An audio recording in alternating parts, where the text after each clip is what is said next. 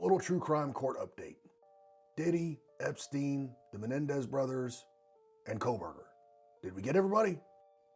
The beginning of any trial is jury selection. Usually starts with a survey. Then the prosecutor and defense started weeding people out because they might be biased.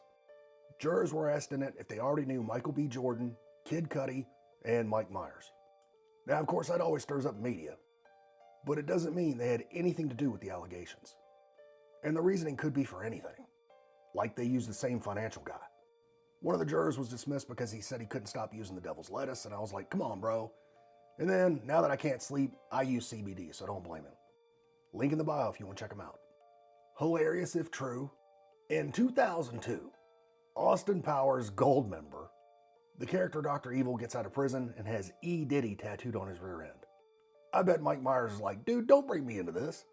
Michael B. Jordan and Kid Cudi had a relationship with his ex-girlfriend.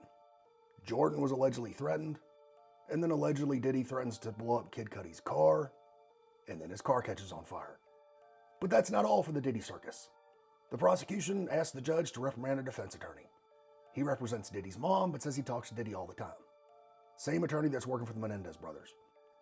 In New York, there's a rule that the prosecutors and the defense can't talk about the case, because you can taint the jury.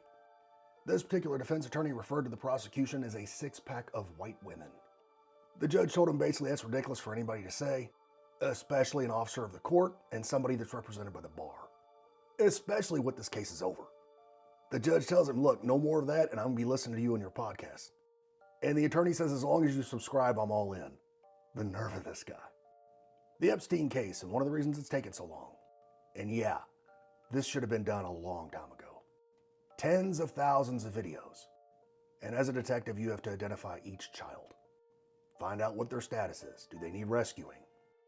I knew this was going to happen. This is a typical case. But I thought it'd be done years ago. And I've said this before, if nothing else, the government is meticulous. Accountants, not cowboys.